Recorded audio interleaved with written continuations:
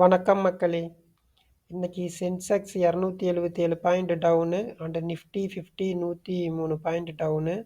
So இனிமே ஓவராலாக market negative ட்ரெண்டிங்கில் தான் இருக்க சான்ஸ் இருக்குது. ஏன்னு பார்த்தீங்கன்னா வேர்ல்டு லெவல் மார்க்கெட்டும் அப்படி தான் இருக்குது. இங்கே பார்த்தீங்கன்னா இன்னைக்கு இப்போ நாஸ்டாக் கரண்ட்டாக 233 பாயிண்ட்டு நெகட்டிவில் ட்ரேட் ஆகிட்டுருக்கு. அதே மாதிரி வேர்ல்டு லெவலில் இருக்கிற எல்லா இண்டெக்ஸுமே நெகட்டிவில் தான் ட்ரேட் ஆகிட்டுருக்கு.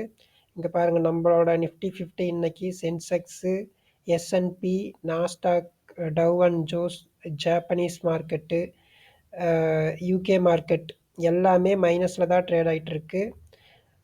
ஸோ மார்க்கெட்டு என்ன நினைக்குதுன்னா, இந்தியன் மார்க்கெட்டு மட்டும் இல்லாமல் வேர்ல்டில் இருக்கிற எல்லா மார்க்கெட்டுமே ரொம்ப ஹைலி ஓவர் ப்ரைஸ்டாக இருக்குதுன்னு நினச்சிட்டு இருக்காங்க. அது மட்டும் இல்லாமல் இன்ஃப்ளேஷன் அதிகமாகிட்டே போயிட்டுருக்கு, விலைவாசி ஏறிக்கிட்டே இருக்குது. ஸோ இதெல்லாம் ஒரு ரீசனாக வச்சுட்டு மார்க்கெட்டு நெகட்டிவ் ட்ரெண்டிங்கில் தான் இருக்குது. அதுவும் இல்லாமல் ஏஐ பபுள் வந்திருக்கு. இது வந்துட்டு ஜாப் லாஸ் வரும்னு எதிர்பார்த்துட்ருக்காங்க.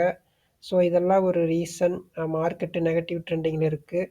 ஸோ இன்றைக்கி நாஸ்டாக் வந்து டவுன் ட்ரெண்டிங்கில் இருக்கிறதுனால நாளைக்கு நம்மளோட மார்க்கெட்டு இந்தியன் மார்க்கெட்டும் நெகட்டிவில் தான் ஓப்பன் ஆகும்.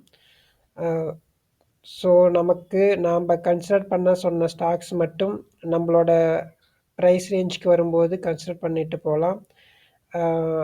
ஓவர் வேல்யூடு இருக்க ஸ்டாக்ஸ் எதுவும் நம்ம கன்சிடர் பண்ண வேண்டாம். நாம் சொன்ன ஸ்டாக்ஸு நம்ம ப்ரைஸு வேல்யூக்கு வரும்போது மட்டும் கன்சிடர் பண்ணலாம்.